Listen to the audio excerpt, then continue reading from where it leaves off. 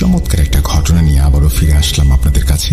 আশা করছি এই ঘটনাটি আপনাদের ভালো লাগবে। যেভাবে লেখা আছে আমি সেভাবেই পড়ে শোনানোর চেষ্টা করছি আপনাদের। চলুন শুরু করা যাক। আসসালামু আলাইকুম রাসেল ভাই, আশা করছি ভালো আছেন। আমি নাফি। 2012 সাল থেকে আপনার কণ্ঠ শুনতে শুনতে ঘুমানোর অভ্যাস, তাই আপনার প্রতি শ্রদ্ধা ও ভালোবাসা। বেশি কথা না বলে আসুন ঘটনায় চলে যাওয়া যাক। লাল অডিটোরিয়াম বিশ্ববিদ্যালয় ক্যাম্পাসের শহীদ প্রভাস কুমার বড়ুয়া সড়ক দিয়ে হেঁটে যেতেই বাম দিকের বৃহৎ দালানটিতে চোখ আটকে যায় সবার। পাহাড়ের গা ঘেঁষে অপরূপ কারুকার্য শোভিত সুবিশাল এই ভবন। এই ভবনটি উদ্বোধনের 2 বছরের মাঝেই পরিত্যক্ত ঘোষণা করা হয়। প্রায় 1200 আসন ধারণ ক্ষমতা সম্পন্ন এই মিলনায়তন বিগত 28 বছর ধরে বন্ধ রয়েছে। এই অডিটোরিয়ামকে কেন্দ্র করে একটি ঘটনা ভূত এফএমে প্রকাশিত হয়েছিল। শ্রোতা বন্ধুরা কি আন্দাজ করতে পেরেছেন আমি কোন বিশ্ববিদ্যালয়ের ঘটনা বলতে চাচ্ছি? জি হ্যাঁ, বলছি প্রাকৃতিক সৌন্দর্যের এক অনন্য লীলাভূমি এবং বাংলাদেশের সবচেয়ে বৃহৎ বিশ্ববিদ্যালয় চট্টগ্রাম বিশ্ববিদ্যালয়ের কথা।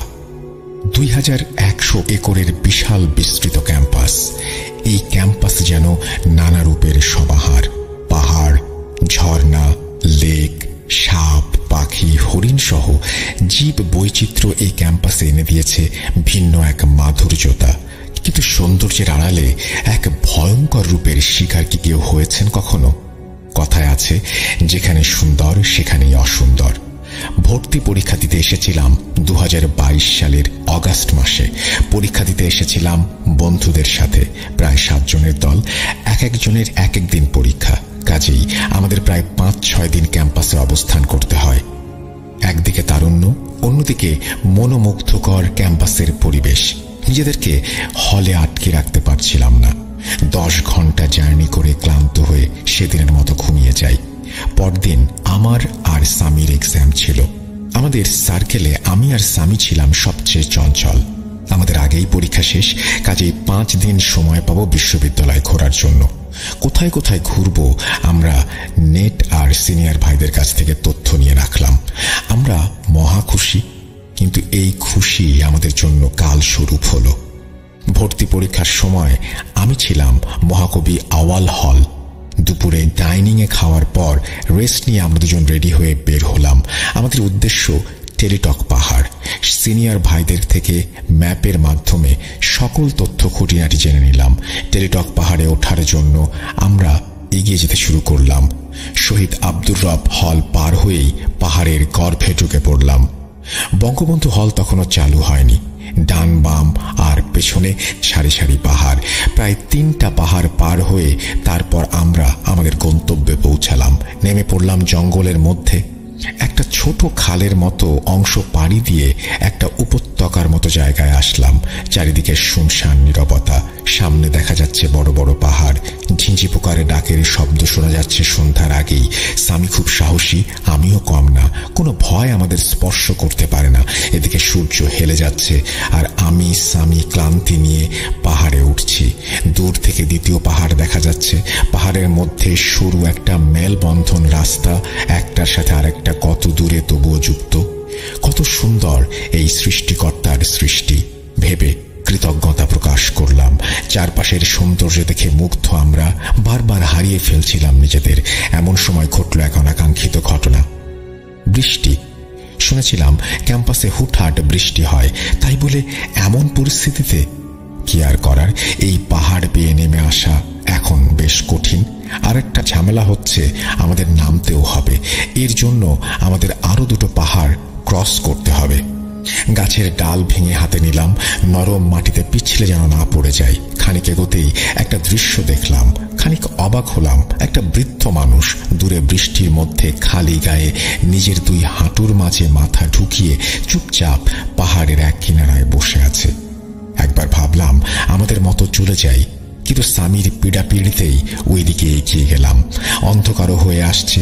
লোকটার কাছে এগোতেই একটা কান্নার আওয়াজ ভেসে আসলো।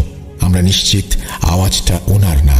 আমরা যত এগিয়ে যাচ্ছি আওয়াজটা আমাদের কাছে স্পষ্ট হচ্ছিল। আমি ধপ করে সামির হাত ধরে ফেললাম। এই থাম, অন্ধকার হয়ে গেছে, চল যাই। ও বলল, দেখি না লোকটার কাছে গিয়ে কি হয়, দেখি না একটু গিয়ে।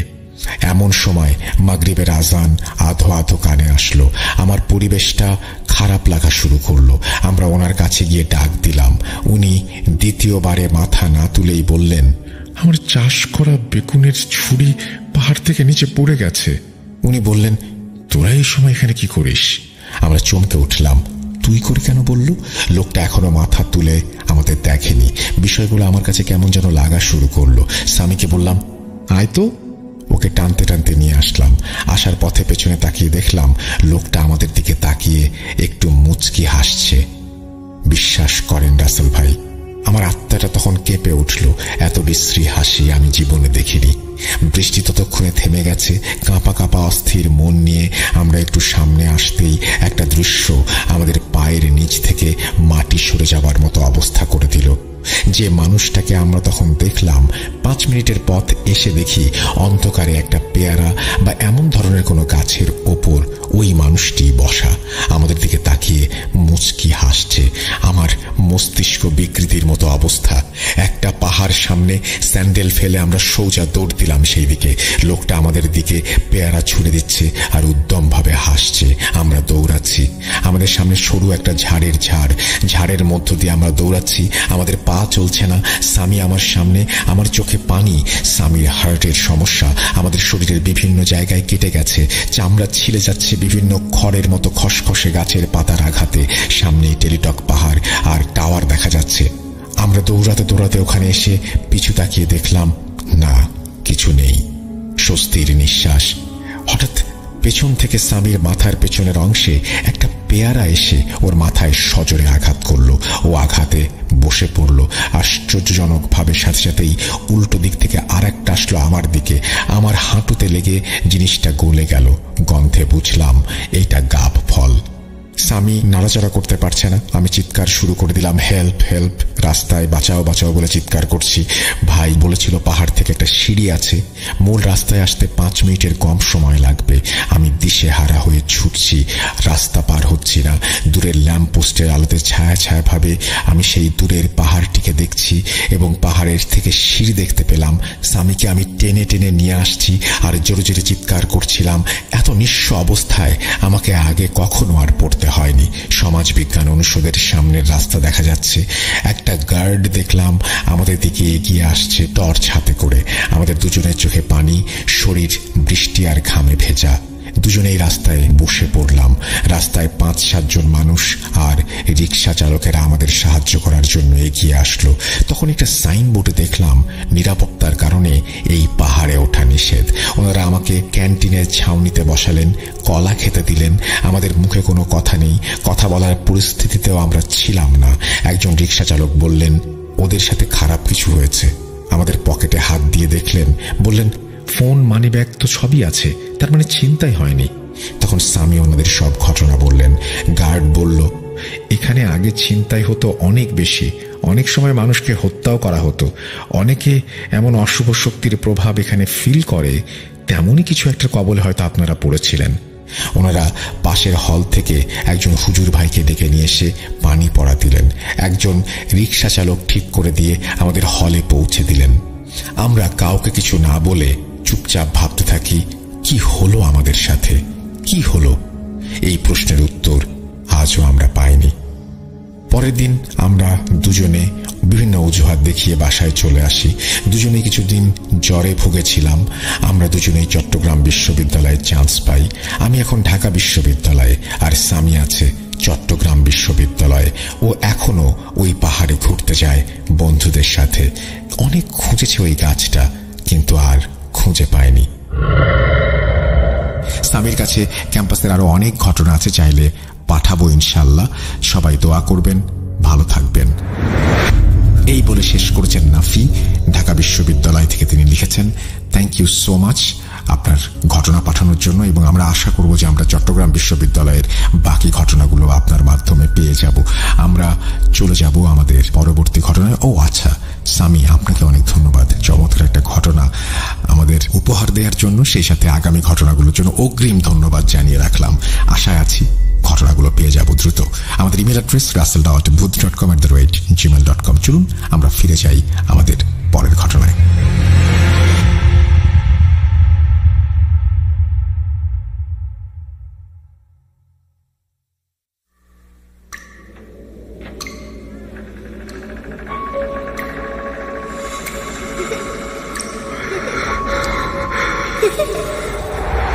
লুকোচুরি খেলবে? লুকোচুরি তুমি লুকাও, আমি ঠিকই তোমাকে খুঁজে পাবো।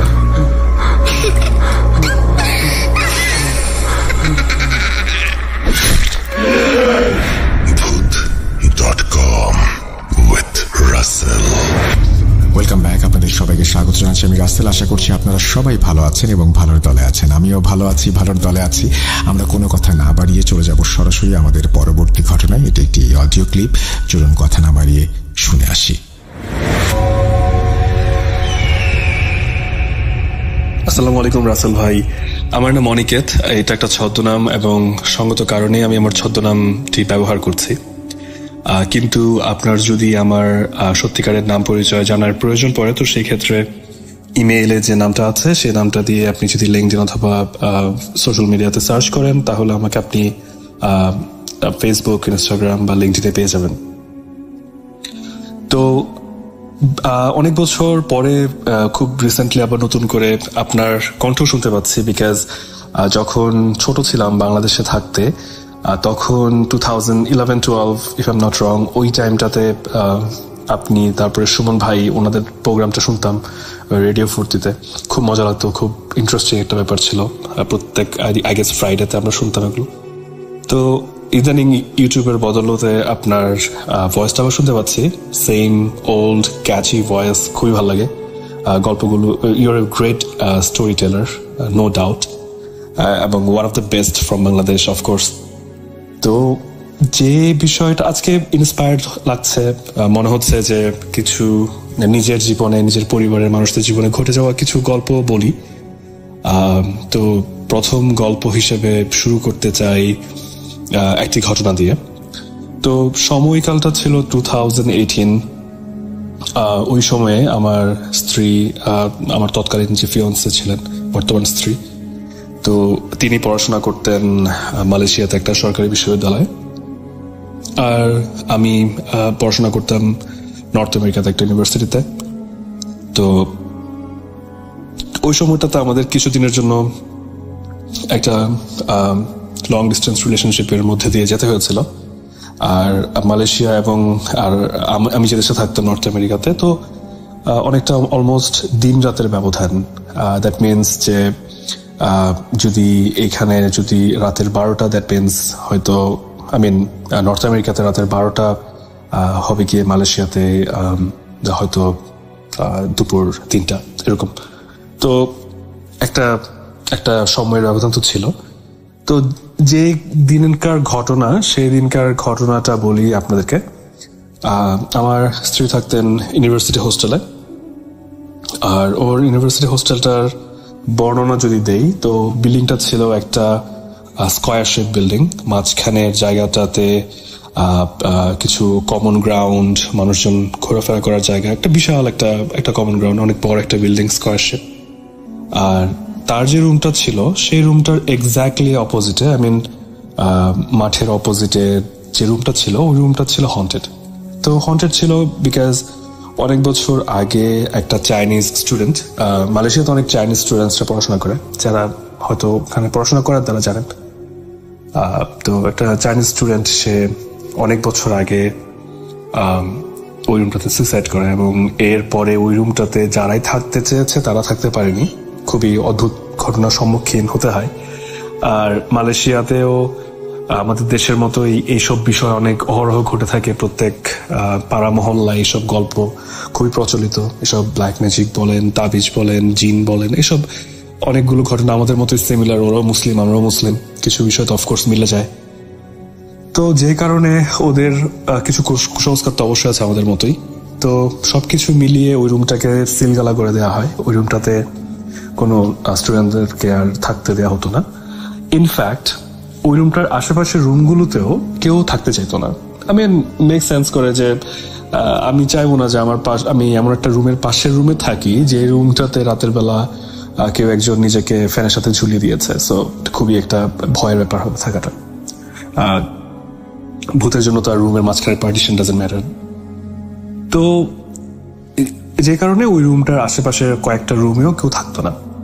তো যে রাতের ঘটনা, সেই রাতে আমার খুব স্পষ্ট মনে আছে ওই দিন আমার এক্সাম ছিল, আমার ফাইনাল এক্সাম ছিল একটা। আমার এক্সাম শেষ হবে, ওটা পরে আসছি। তো আমার এক্সাম ছিল, আমার ওয়াইফে পড়াশোনা করছিল, ওদের মালয়েশিয়াতে তখন রাত, তখন আমার দিন। তো তার হঠাৎ রাতে তার ওয়াশরুমে যাওয়ার প্রয়োজন হয়। তো সে তখন রাত আনুমানিক, ওর ওখানে তখন রাত আনুমানিক 1-1:30 এরকম হবে। সে রাত জেগে পড়াশোনা করতো। সো মোস্ট অফ দ্য রাত সে অলমোস্ট ভোরেই ঘুমাতো নামাজ পড়ে। তো সে ওয়াশরুমে যাওয়ার জন্য রুম থেকে বের হয়। রুম থেকে বের হওয়ার পরে ওর মনে হলো যে ওর এক্স্যাক্টলি অপোজিটে, মাঠের অপর প্রান্তে যে ওর যে হন্টেড রুমটা, ওইটার সামনে একটা কিছু মুভমেন্ট। তো ও তো মুভমেন্টটা দেখে শুরুতে ভাবলো হয়তো যে ও যেহেতু রুমে অনেক আলো ছিল, আর বাইরে যেহেতু প্রত্যেকটা রুমে সবাই ঘুমাচ্ছে, করিডোর অন্ধকার, সবকিছু অন্ধকার, হয়তো এই কারণে আলোর ডিফারেন্সেস এর কারণে তার কাছে মনে হয়েছে আর কি যে অপোজিট সাইডের, মাঠের অপোজিট সাইডের যে রুমটা, সেই রুমটাতে একটা মুভমেন্ট। দেন ও খুব বেশি পাত্তা দিল না। বাট যখনই সে তার ঘাড় ঘুরিয়ে সে আবার করিডোর ধরে হাঁটতে থাকবে, সে রুম থেকে বের হয়ে বাম দিকে সোজা হাঁটলেই করিডোরের শেষ মাথায় হচ্ছে তার ওয়াশরুম।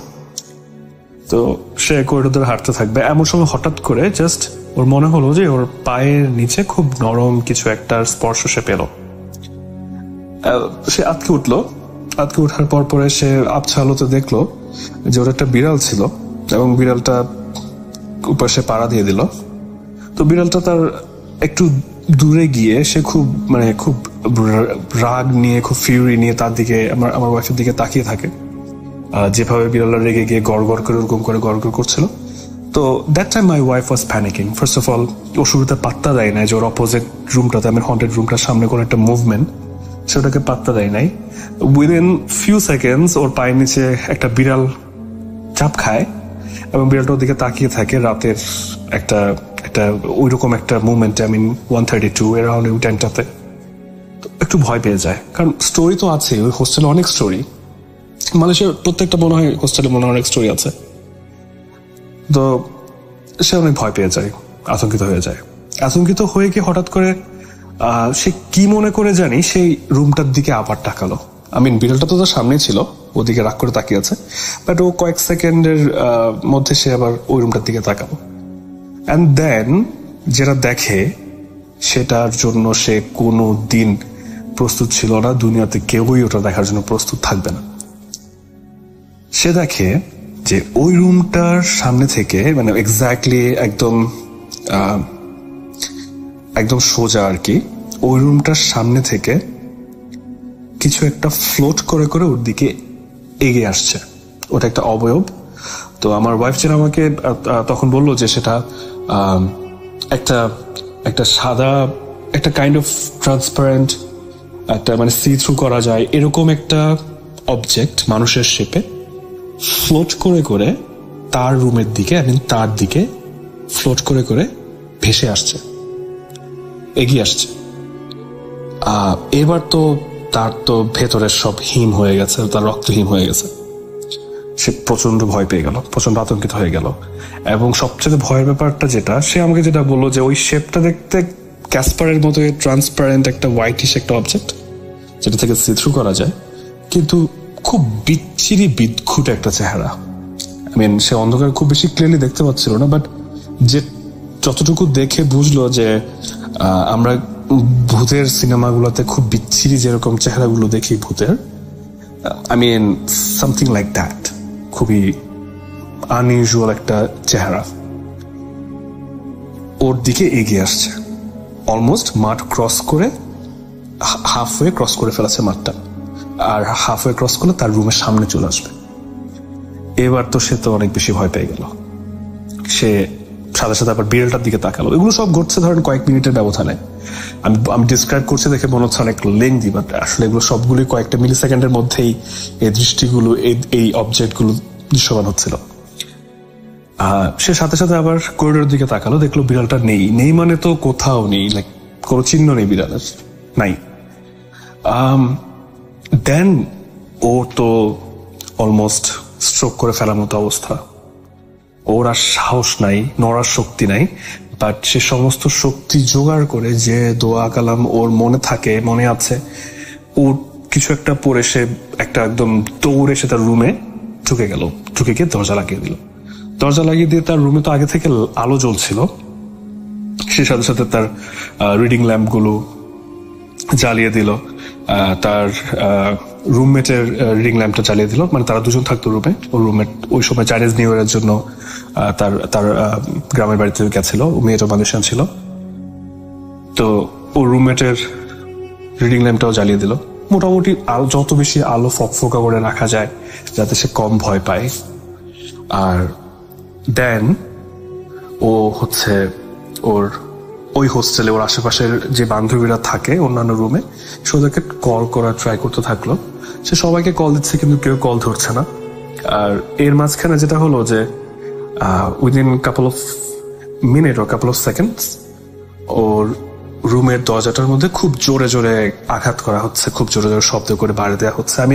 আমরা যেরকম প্রচন্ড ফিউরি, প্রচন্ড এগ্রেশন নিয়ে যদি আমরা কোনোটা দরজায় লাথি দেই বা আঘাত করি বা ঘুষি দেই খোলার জন্য, কাইন্ড অফ ওরকম কনসিস্টেন্টলি কেউ দরজা ধাক্কা দিচ্ছে, বাড়ি দিচ্ছে, এরকম একটা শব্দ হচ্ছে। দরজাটা কাঁপছে পর্যন্ত। তো সে তো ভয়ে আতঙ্কে শেষ, একদম অবস্থা খারাপ। মিন টাইম ওর ফ্রেন্ডদেরকেও ফোন করছে, কেউ ফোন ধরছিল না। আর সে কি করবে বুঝতে না পেরে সে সাথে সাথে করে তার ফোন থেকে মানে ইউটিউবে গিয়ে আয়াতুল কুরসি ছেড়ে দিয়ে খুব জোরে শব্দ করে ছেড়ে দিল। দেন সে যখন ছেড়ে দিল ইনস্ট্যান্টলি মানে ওর মাথায় যেটা আসলো সেটা হচ্ছে হয়তো যে যেহেতু এটা একটা স্ট্রং,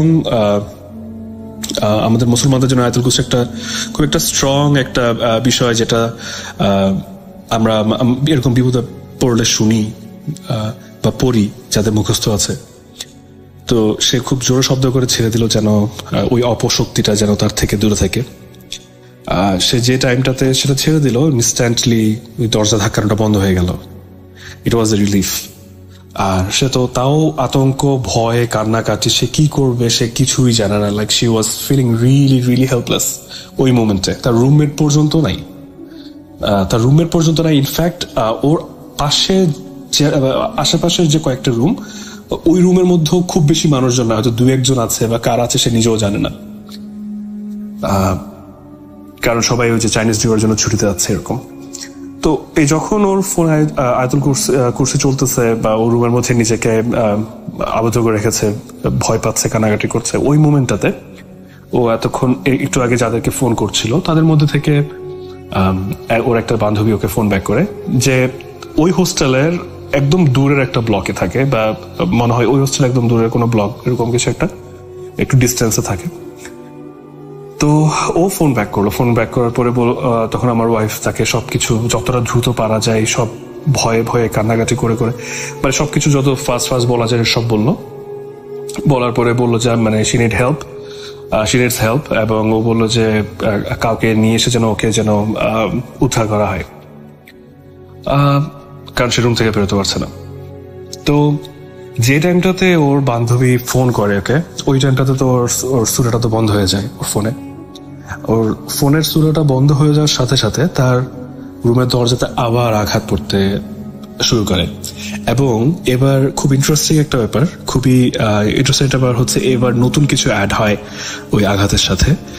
এবার কেউ একজন খুব করুণ সুরে, একদম খুব একটা স্যাড একটা টোনে খুব করে কান্না করে তার নাম ধরে ডাকছে। মনে হচ্ছে কেউ খুব ব্যথায় কাতরে তার নাম ধরে ডাকছে। সে তো আরো বেশি ভয় পেয়ে গেল। ইনস্ট্যান্টলি সে তার ফোন থেকে আবার সেই টিভি ঢুকে সুরাটা ছেড়ে দেওয়ার সাথে সাথে একটু আবার ওটা কমে গেল। No one was banging the door anymore. Meantime ওর যে রুমমেটরা ছিল ওরাও আসতেছে। এখন ওদের আসতে যে সময়টা লাগে, ওরা একটু দূরের ব্লকে ছিল দেখে, তো ওদের আসতে ধরেন গিভ অর টেক হয়তো 7-8 মিনিট লাগবে এরকম। ওই ওদের আসার ওই মুমেন্টটার যে ডিফারেন্সটা, ওই মুমেন্টে আমারও এক্সাম শেষ হয়েছে। আমার এখানে তখন দিন ছিল, ওর ওখানে রাত ছিল। আমার এক্সাম শেষ হয়েছে, আমি এক্সাম শেষ হলো, আমি জানি ও তো বাসায় আছে, রুমে আছে। তো আমি ওকে ফোন দিলাম, ভিডিও কল। আমি ওকে ভিডিও কল দিলাম হোয়াটসঅ্যাপে। আমি দেখি ওর রুমের মধ্যে অনেক আলো। আমি বললাম যে কি ব্যাপার, সব এত রাতে সবকিছু এভাবে জ্বালিয়ে রাখছো কেন? তুমি কি ঘুমানোর প্ল্যান করছো নাকি কি তুমি ঘুমাবো না? তো সে বললো যে সে আমাকে খুব ব্রিফলি বললো যে এই সিচুয়েশন এসব হয়েছে ওর সাথে, যত দ্রুত পারা যায় সে আমাকে ব্রিফ করলো। ও আমাকে ব্রিফ করতে করতে যেটা হলো, হঠাৎ করে আমি ভিডিও কলে ছিলাম হোয়াটসঅ্যাপে। তো আমাদের যে ভিডিও কলের যে স্ক্রিনটা, এটা হঠাৎ করে নাইট ভিশনের মতো ব্ল্যাক এন্ড হোয়াইট হয়ে যায়। এমন না যে আমরা কেউ নাইট ভিশন অন করেছে, আই ডোন্ট নো আইফোনে কি হোয়াটসঅ্যাপে ভিডিও কলে কি নাইট ভিশন অন করা যায় কিনা, আই হ্যাভ নো আইডিয়া। আমি করি নাই ইন্টেনশনালি, ওর তো করার প্রশ্নই আসে না। কিন্তু অল অফ এ সাডেন আমাদের ভিডিও কলের স্ক্রিনটা ব্ল্যাক এন্ড হোয়াইট হয়ে যায়। আমি তাকে ব্ল্যাক এন্ড হোয়াইট দেখছি ফোনে, সে আমাকে ব্ল্যাক এন্ড হোয়াইট দেখছে ফোনে। ইনফ্যাক্ট আমি যখন এই কথাটা বলছি, I can easily recall the same time, same situation. Every time I recall that, I get the same old goosebump. এটা একটা দৃশ্য ছিল আমার জন্য। দেন ও তো আরো বেশি ভয় পেয়ে যায়। ও চিৎকার করছে যে তুমি কেন সাদা কালো হয়ে গেলা, তুমি কেন সাদা কালো হয়ে গেলা, আমার ফোনে ঢুকে গেছে এটা, আমার ফোনে ঢুকে গেছে এটা, এসব বলে সে চিৎকার করছে। আমি বললাম যে কাম ডাউন, কিছু একটা হয়েছে, হয়তো একটা গ্লিচ, হয়তো ফোনের সমস্যা, কোনো না কিছু একটা হয়েছে, তুই প্যানিক করার কিছু নাই, কাম ডাউন। আমি ওকে সব কথা বলছিলাম, because at the same time I was also terrified. আমি কেন টেরিফাইড ছিলাম? কারণ আমার এখানে দিনের বেলা সাদা কালো হওয়ার কোনো প্রশ্নই আসে না, নাইট ভিশন অন হওয়ার কোনো কারণই নেই, বা আমি নিজে ইন্টেনশনালি করে নেই, সেও করে নাই। আর তার চেয়ে বড় কথা, আমি দেখতে পাচ্ছি তার চোখগুলো একদম টকটকে লাল, টকটকে লাল অ্যাজ ইন চোখ ওঠার পরে খুব ভয়ঙ্কর রকম লাল হয়ে যায় না চোখগুলো, এরকম লাল। তার সবকিছু সাদা কালো, তার চুল, চেহারা, তার মুখ, তার সবকিছু সাদা কালো দেখাচ্ছে, শুধুমাত্র তার চোখগুলো লাল। আমি ভয়ে আমার তখন গায়ের সবগুলো লোম দাঁড়িয়ে যায়, কিন্তু আমি ওকে বুঝতে দিতে চাচ্ছিলাম না। আমি চাচ্ছি যে ও যেন একটু সাহস পায়। আমাকে বলছে যে দেখো, ওদের যে রেসিডেন্সিয়াল টিচার থাকে হোস্টেলে, ওদের প্রক্টর বা যে থাকে হোস্টেলে, একটা টিচার থাকে, রেসিডেন্সিয়াল টিচার মেয়েদের দেখাশোনা করার জন্য। তো আমি বললাম যে দেখো, তোমাদের সুপারভাইজার আসছে, হোস্টেল সুপারভাইজার আসছে, একটু ওয়েট করো, আমি ফোনে আছি, টেনশনের কিছু নাই, ভয়ের কিছু নাই, আই এম হিয়ার। আমি ওকে সব কথা বলছি, সে কান্না করছে। তার I was feeling that was not her. I mean, আমি জানি না স্ক্রিন আমি কাকে দেখছিলাম। I don't think it was her. এবং I don't think she was also looking at the same me. কারণ সে বলছে তোমার চোখগুলো এখানে ভয়ঙ্কর লাল দেখাচ্ছে। That means আমি ওকে যেভাবে দেখছি, ও আমাকে সেম টু সেম দেখছে। আমার চোখ লাল, বাকি সবকিছু সাদা কালো। আমার তো প্যানিক হচ্ছিল দিনের বেলা। আমার আশেপাশে আমার ক্লাসমেটস, আমার সবাই, এত লোকজন আশেপাশে, একটু দূরে যারা একটু আশেপাশে সারাউন্ডিংস, ওর কথা চিন্তা করে I thought, I feel so bad for her, poor thing. Then or almost senseless হয়ে যাওয়ার মতো অবস্থা, বা এরকম, ও ফোনের দিকে তাকাতে পারছে না, আবার ফোন কাটতে পারছে না, বিকজ আমি ফোন আছে, একটা সাহসের ব্যাপার। আলহামদুলিল্লাহ ওর এসবের মাঝখানে, ওই সময়টার মধ্যে ওর বান্ধবীটা, হোস্টেল সুপারভাইজার প্লাস যে যারা মেট থাকে হোস্টেলে, ওদেরকে নিয়ে আরো দুইজনকে নিয়ে ওর রুমে আসে। রুমে এসে দরজা নক করে ওকে ডাকতে থাকে। তো ফার্স্টে ভয় পাচ্ছিল, মনে হচ্ছিল সেম জিনিসটা আবার হয়তো নক করছে, আবার হয়তো ডিস্টার্ব করছে এরকম। তো পরে যখন ওরা আবার ফোনও দিচ্ছে, দেন ও রিয়েলাইজ করলো যে আচ্ছা ঠিক আছে, না ওরা আসছে। আমাকে বললো যে ওরা আসছে। বললাম যে okay fine, you are in safe hands now, ভয়ের কিছু নেই। দেন ওরা ওকে স্কোর করে নিয়ে গেল স্কট করে নিয়ে যাওয়ার পরে ওকে বলা হলো যে তুমি ফর টুনাইট তুমি তোমার ফ্রেন্ডের সাথে থাকো, তোমার বান্ধবীর সাথে থাকো। আর ওর বান্ধবীর যে রুমটা ছিল ধরেন 5-6 জন মেয়ে থাকে, এরকম একটু বড় রুম, এই বাঙ্ক বেডগুলা দেয়া। তো ওরকম রুম ও ভাবলো আচ্ছা ঠিক আছে, ওগুলো তো কি বলে ওখানে রুমগুলো তো অনেকগুলো মানুষ থাকে, বাঙ্ক বেড, তো অ্যাটলিস্ট লোকজন থাকলে হয়তো এই জিনিসগুলো আমাকে কোনো ডিস্টার্ব করবে না। দেন সে বান্ধবীর সাথে গেল। তো বান্ধবীর সাথে গেল, ভয় পাচ্ছিল, কান্নাকাটি করছিল, এইসব সিচুয়েশন মাঝখানে আমার সাথে কথা বললো, ওর প্যারেন্টসদেরকে বললো, ওরাও ভয় পাচ্ছে। দেন এসব করতে করতে ওর ওখানে তখন রাতের 3:30-4টা বেজে যায়, 3:30টার মতো বেজে যায়। তারপরে সে ঘুমাতে চলে গেল। আমি আমার ক্লাসে ব্যাক করলাম, আমার যে কাজ ছিল কাজে ব্যাক করলাম, মনে না ক্লাস ছিল আমার, আমি ওর রেগুলার রুটিনে ব্যাক করলাম। তো ব্যাক করার পরে আচ্ছা ঠিক আছে ও শুয়ে পড়লো। ওই ঘটনাগুলো এইখানেই শেষ হয়ে গেলেও মানে বিষয়গুলো সমাধান হয়ে যেত, বা সেগুলো সলভ হয়ে যেত।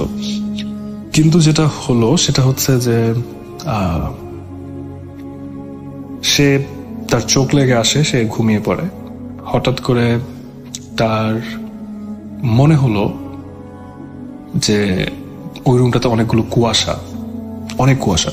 এখন সে কি তখন ঘুমিয়ে গিয়েছিল অলরেডি, মানে ঘুমের মধ্যে স্বপ্নের মধ্যে দেখছিল, নাকি সে কি আসলে জেগে থেকে দেখছিল, সে সেটা রিকল করতে পারে নাই, সে এখনো সেটা রিকল করতে পারে না।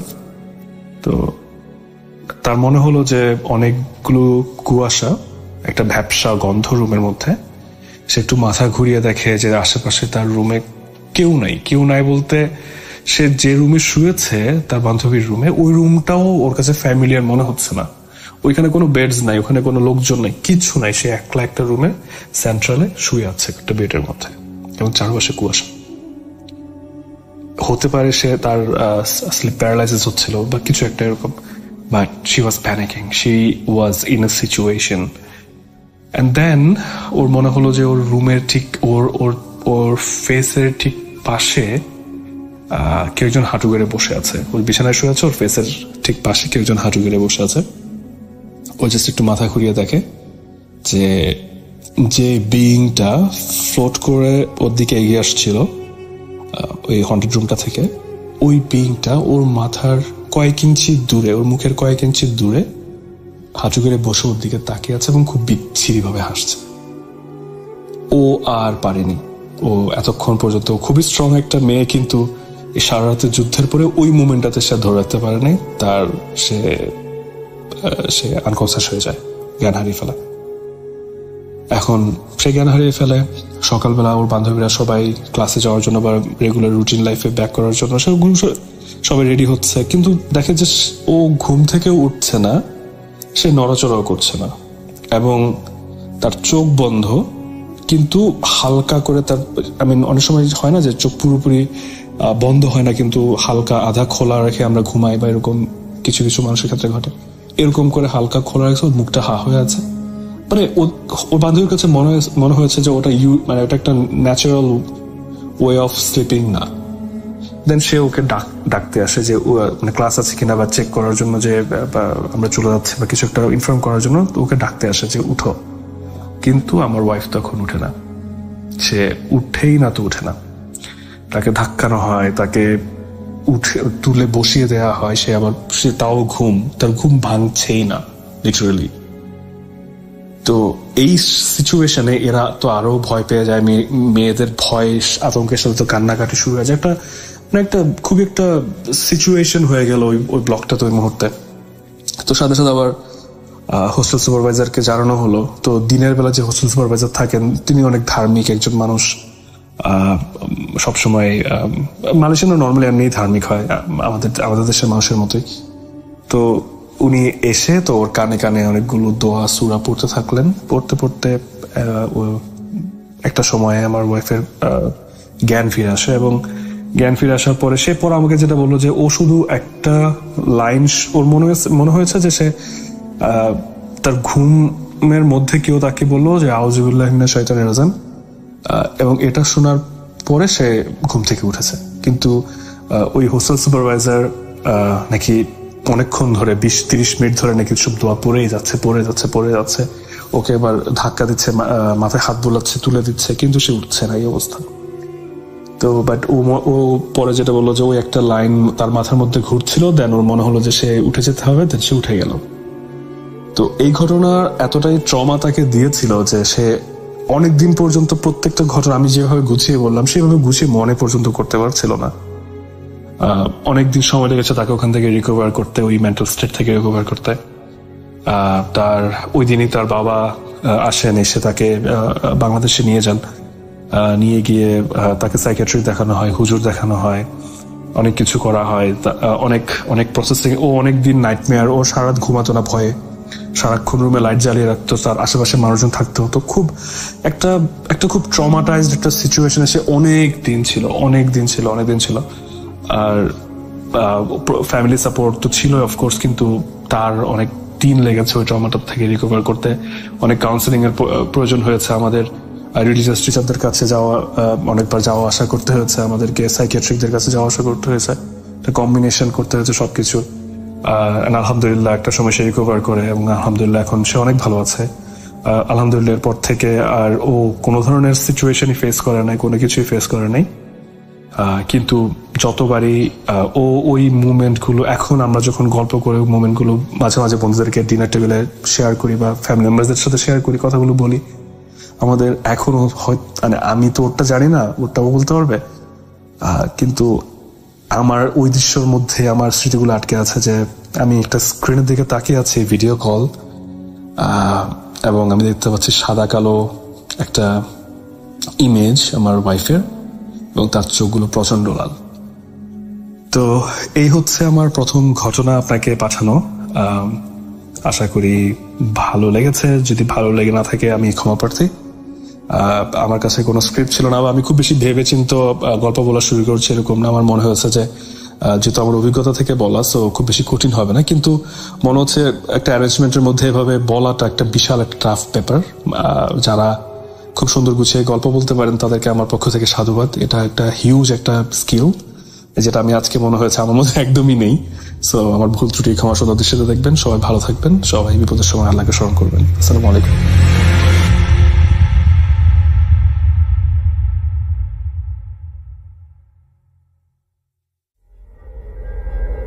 Spirit, be here with me.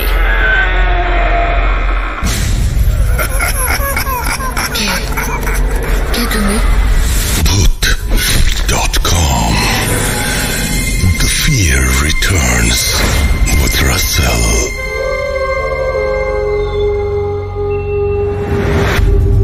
Welcome back. আপনাদের সবাইকে স্বাগত জানাচ্ছি, আমি রাসেল। আশা করছি আপনারা সবাই ভালো আছেন, ভালোর দলে আছেন। আমিও ভালো আছি, ভালোর দলে আছি, এবং এই ঘটনাটি আপনাদের ভালো লাগবে, কারণ এই ঘটনাটি পাঠিয়েছেন সিফাত আলম। তিনি খুব চমৎকার ঘটনা পাঠান, সবসময় তার ঘটনাগুলো একটু অন্যরকমই হয়। চলুন কথা না বাড়িয়ে শুরু করা যাক। আসসালামু আলাইকুম রাসেল ভাইয়া ও প্রিয় লিসেনার্স, আশা করছি আপনারা সবাই আল্লাহর রহমতে অনেক ভালো আছেন এবং সুস্থ আছেন। আমি মোহাম্মদ সিফাত আলম, লিখছি চট্টগ্রাম থেকে। আজ আমি আপনাদের সাথে যে ঘটনাটি শেয়ার করব তা আমার পরিচিত এক আপু আমার সাথে শেয়ার করেছেন। ঘটনাটি মূলত আপুর বান্ধবীর সাথে ঘটা। আপুর বান্ধবীর নাম মরিয়ম। আমি ঘটনাটি মরিয়ম আপুর ভাষাতেই উপস্থাপন করছি। ঘটনায় যাবার আগে রাসেল ভাইয়ের কাছে অনুরোধ, ঘটনার ভেতরের ভুল ত্রুটিগুলো ক্ষমা সুন্দর দৃষ্টিতে দেখবেন। চলে যাচ্ছি মরিয়ম আপুর ঘটনায়।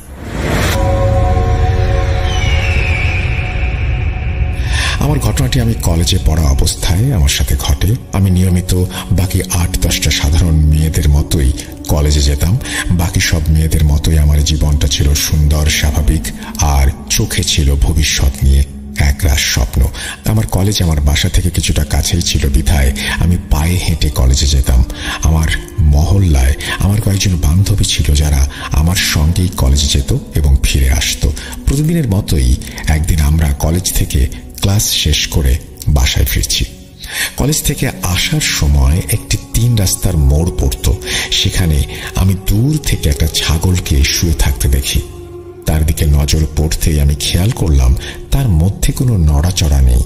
দেখে মনে হচ্ছে সে মৃত, কিন্তু আমি ভাবলাম, মানুষ কেন রাস্তার উপর এভাবে মৃত পশুদের ফেলে রাখবে? যদিও আমি নিশ্চিত ছিলাম না ছাগলটি আসলেই মৃত নাকি তার শ্বাস প্রশ্বাস চলছে। আমি নিশ্চিত হওয়ার জন্য ছাগলটির কাছে গেলাম। তার মাথায় হাত দিয়ে আমি কিঞ্চিত নাড়াচাড়া করলাম। তার শরীর নিথরভাবেই পড়ে রইল। আমি তাকে বেশ জোরে একটা ধাক্কা দিলাম। আসলে আমার বরাবরই পশু পাখির জন্য মনে অনেক মায়া কাজ করে। আমার এক বান্ধবী আমাকে এই কাজে বাধা দিল এবং বলল, এখান থেকে চল। কার ছাগল কিভাবে মরে গেছে আমরা জানি না, কোন জটিল রোগে মরে গিয়ে থাকতে পারে, এর থেকে আমাদেরও রোগ হতে পারে।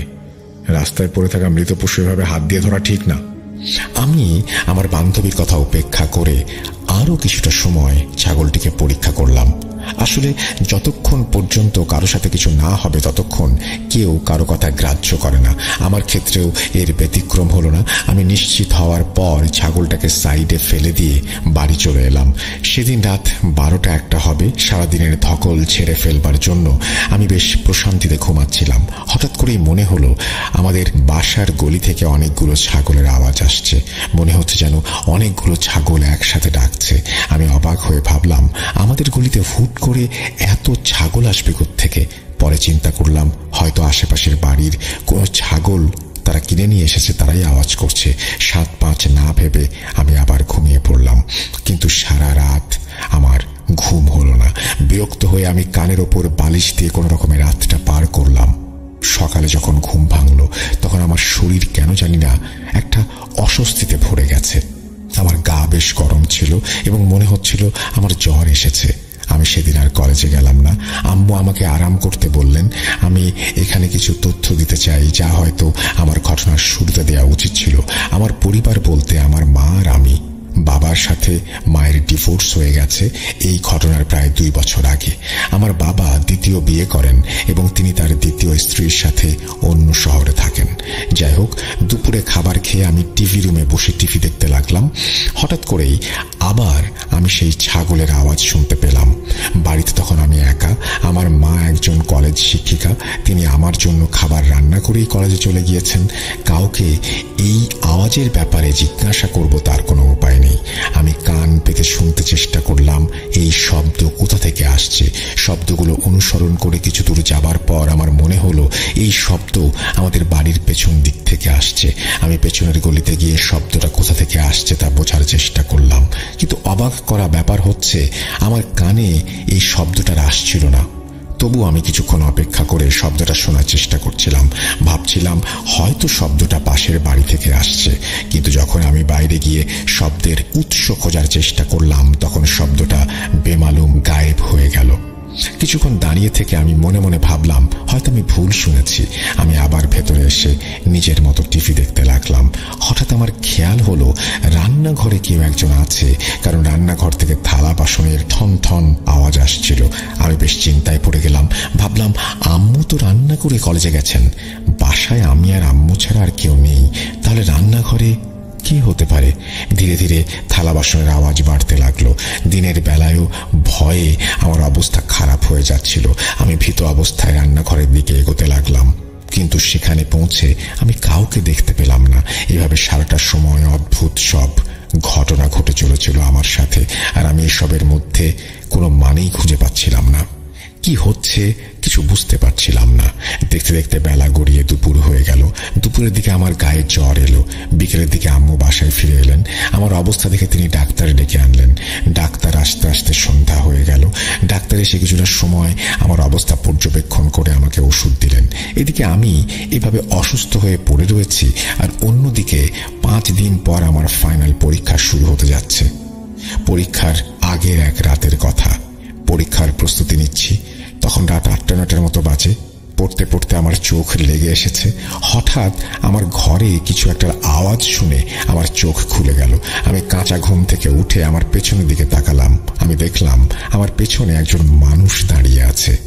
একজন মানুষ যে আমার রুমের জানালার বাইরে এক দৃষ্টিতে তাকিয়ে আছে। তার চোখগুলো ছিল বেশ বড় বড়। তার মাথায় কোনো চুল ছিল না। তাকে দেখে আমি ভয়ে হাঁপাতে শুরু করলাম। আমার মুখ থেকে কোনো কথাই বের হচ্ছিল না এবং আমি শুধু তার দিকেই মূর্তির মতো ঠাঁয় তাকিয়েছিলাম। কিছুক্ষণ পর হঠাৎ সে আমার সামনে থেকে গায়েব হয়ে গেল। আমার সামনে থেকে গায়েব হওয়া মাত্রই আমি যেন হুঁশ ফিরে পেলাম এবং চেয়ার থেকে উঠে এক দৌড়ে আম্মুর রুমে চলে গেলাম। আম্মুর রুমে গিয়ে আমি আম্মুকে সবকিছু জানালাম, কিন্তু আমার কথা শুনে আম্মু উল্টো আমাকেই বকাঝকা করতে লাগলেন। আম্মু বললেন, তুমি সারাদিন টিভিতে সমস্ত ভূতের প্রোগ্রাম দেখো, এই জন্যই সেই একই জিনিস তোমার স্বপ্নে এসে তোমাকে ভয় দেখায়।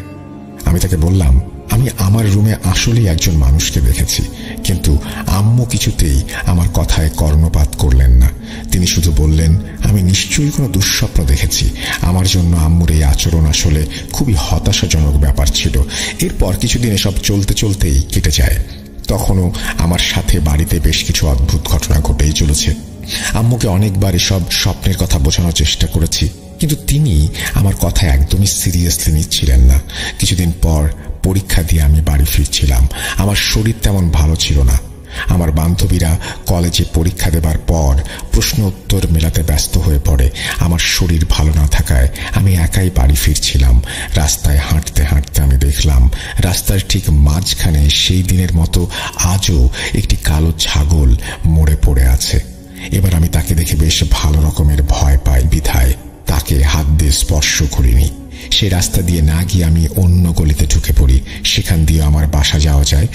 এই গলির ভেতর দিয়ে যাবার সময় আমি আরো ভয়ঙ্কর কিছু দেখি। আমি দেখি এক মহিলা মৃত অবস্থায় গলির এক কোণে পড়ে আছে। তাকে দেখে আমার প্রচন্ড ভয় লাগে। আমি আমার জায়গায় দাঁড়িয়ে কাঁদতে শুরু করি। না, সেই কান্না শিশু বাচ্চাদের মতো ছিল না। আমি ভয়ে কান্না করছিলাম, কিন্তু আমার মুখ থেকে কোনো আওয়াজ বের হচ্ছিল না। আবার আমি সেই গলি দিয়ে না গিয়ে অন্য গলিতে ঢুকি। এইভাবে আমি 3টা গলি পার হলাম, কিন্তু প্রতি গলিতেই আমি সেই মহিলা নয়তো সেই মৃত ছাগলটিকে দেখতে পেলাম। আমি এরপর চোখ বন্ধ করে বাড়ির দিকে দৌড় লাগালাম। কতক্ষণ কিভাবে কোন দিকে দৌড়িয়েছি আমি জানি না। চোখ খুলে দেখি আমি বাড়িতে পৌঁছে গিয়েছি। আম্মু ভেতর থেকে আমাকে দেখে ভয় পেয়ে গেলেন এবং নামাজ বাদ দিয়ে তিনি দৌড়ে আমার দিকে এলেন। তিনি ভাবলেন হয়তো কোনো বদমাশ ছেলে আমার পেছনে লেগেছে, কেননা আমি বারবার পেছন ফিরে তাকাচ্ছিলাম। ভিতরে এসে আমি সোফায় শুয়ে পড়লাম। আম্মু আমাকে পানি এনে দিলেন এবং জিজ্ঞাসা করতে লাগলেন সব ঠিক আছে কিনা। তখন আমি আম্মুকে পুরো ঘটনা খুলে বললাম। আমার কথা এবার আর আম্মু ফেলতে পারলেন না। তিনি বিশ্বাস করলেন আসলেই হয়তো আমার সাথে খারাপ কিছু ঘটেছে। আমি মনে মনে আল্লাহর কাছে শুকরিয়া আদায় করলাম, কারণ আজ আম্মু কলেজ থেকে ছুটি নিয়েছিলেন এবং বাড়িতেই ছিলেন। কলেজ থেকে ফিরে না এলে সাধারণত আমাকে একাই থাকতে হয়। আজ আম্মু না থাকলে আমার কি হতো আল্লাহ জানে। আম্মুকে দেখেই আমার দেহে আমি প্রাণ ফিরে পেয়েছিলাম এবং আম্মু সোফায় আমার পাশে বসে আমার মাথায় হাত বুলিয়ে দিতে লাগলেন। আমি সেখানেই ঘুমিয়ে পড়লাম আর মারাত্মক এক বাজে স্বপ্ন দেখে চিৎকার দিয়ে ঘুম থেকে উঠলাম। আম্মু আমার পাশেই ছিলেন। আমি তাকে জড়িয়ে ধরে অনেকক্ষণ কাঁদলাম। আম্মু কি হয়েছে জিজ্ঞাসা করলে আমি আম্মুকে শুধু আমার স্বপ্নের কথা জানালাম। আমি দেখলাম আমার আশেপাশে অনেক মানুষ, যাদের শরীর তো মানুষের মতো কিন্তু মাথাটা ছাগলের। তারা সবাই আমার উপর আক্রমণ করতে আমার দিকে তেড়ে আসছে। আমার দিকে এগোতে এগোতে তাদের চেহারা আরো বিভৎস হয়ে যায়। তাদের গলা থেকে ক্রমাগত তাজা রক্ত বের হচ্ছিল। দেখে মনে হচ্ছিল কেউ তাদের মাথা কেটে সেলাই করে সেই স্থানে ছাগলের মাথা বসিয়ে দিয়েছে। আমি আম্মুকে স্বপ্নের কথা বলার পরও আবার কাঁদতে শুরু করলাম। আমি আম্মুকে অনুরোধ করেছিলাম, আম্মু, আমাকে আল্লাহর ওয়াস্তে এই সমস্যা থেকে মুক্তি দাও। সেদিন রাতে আম্মু আমার রুমেই ঘুমালেন। পরদিন আমার পরীক্ষা ছিল। আমার শরীর ভালো ছিল না এবং আমি সেই কারণে পরীক্ষা দিতে পারিনি। আমাকে পরীক্ষায় অনুপস্থিত দেখে আমার কয়েকজন বান্ধবী আমাকে দেখতে এলো। আমার অবস্থা দেখে তারা জিজ্ঞেস করলো, কিরে মরিয়ম, তুই আজ পরীক্ষা দিতে এলি না যে? তোকে এরকম শুকনো শুকনো লাগছে কেন? কি হয়েছে? আমি তাদেরকে শুরু থেকে শেষ পর্যন্ত সবকিছু খুলে বললাম। আমার এক বান্ধবী দীর্ঘশ্বাস ছেড়ে বলল, তোকে আমি সেদিনই বলেছিলাম রাস্তায় পড়ে থাকা কোনো জিনিস হাত দিস না, স্পেশালি মৃত কোনো জানোয়ার। এই কথাটা তোকে আমি এমনি এমনি বলিনি। আমার এক চাচা 3 রাস্তার মোড়ে পড়ে থাকা একটা লেবু হাত দিয়ে ধরেছিলেন। এরপর থেকেই তিনি সবার থেকে আলাদা হতে শুরু করেন। তার জীবনটা যেন কোথায় গিয়ে আটকে যায়। শেষমেশ তিনি মারা যান। তাকে অনেক কবিরাজ, হুজুর, পীর ফকির দেখানো হয়েছিল, কিন্তু সবাই বলেছিল রাস্তায় সেই লেবুকেও জাদু করে রাখা হয়েছিল। সেই জাদুতে আমার চাচা আক্রান্ত হন এবং মারা যান। তার শরীরে খারাপ কিছুর অস্তিত্ব ছিল। আমি তার কাছে জানতে চাইলাম আসলে তার শরীরে কিসের উপস্থিতি ছিল। তখন আমার বান্ধবী বলল, শয়তান। তার শরীর শয়তানের কবজায় ছিল। চাচা কাউকে চিনতে পারতেন না, বেশিরভাগ সময় এমনই ঘটত। আর যখন চিনতে পারতেন তখন শুধু কান্না করতেন আর বলতেন, আমাকে বাঁচাও, ওরা আমাকে নিয়ে যাবে। আর আচার আচরণ একেবারেই পাল্টে যায়। মনে হচ্ছিল সে আর আগের ব্যক্তি নয়, দুজন আলাদা কোনো ব্যক্তি। এসবের পেছনে কালো জাদুকরদের কোনো না কোনো উদ্দেশ্য থাকে। তারা লেবু বা মৃত পশুর ওপর জাদু করে এবং সেসব রাস্তায় ফেলে রাখে যাতে শিকার ধরতে পারে। ঠিক যেভাবে বড়শির আগায় টোপ লাগিয়ে মাছ ধরা হয়। আর যারা এই জাদু দ্বারা আক্রান্ত হয় তাদের জীবন সেই জাদুকরের হাতেই জিম্মি।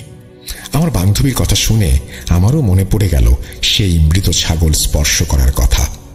ওইসব না বললে হয়তো আমি পুরো বিষয়টি বেমালুম ভুলেই যেতাম। অন্যদিকে আমার বান্ধবী যা বলল তা শুনে ভয়ে আমার শরীর থেকে আত্মা বের হয়ে যাওয়ার দশা। তাহলে কি আমার জীবনটাও কোনো জাদুকরের হাতে চলে গিয়েছে? আমি কিছুই বুঝতে পারছিলাম না। হিতাহিত জ্ঞান হয়তো আমি হারিয়ে ফেলেছিলাম। আমার কানে বারবার আমার বান্ধবীর কথাগুলো বাজছিল। আমার বিশ্বাস ছিল সত্যি আমার সাথে তার চাচার মতোই কিছু একটা ঘটেছে। আমি কখনো গোসল করতে গিয়ে, কখনো পড়তে গিয়ে বা কখনো খেতে গিয়ে আমার চারপাশে ছাগলের আওয়াজ পেতাম। আর এসব কারণে আমার পড়ালেখাও প্রচণ্ডভাবে ক্ষতিগ্রস্ত হচ্ছিল। পরীক্ষাগুলো খারাপ হচ্ছিল, কারণ আমার পড়ার প্রতি কোনো মনোযোগই ছিল না। প্রতিটি সময় মনে হচ্ছিল কেউ হয়তো আমার উপরে নজর রাখছে,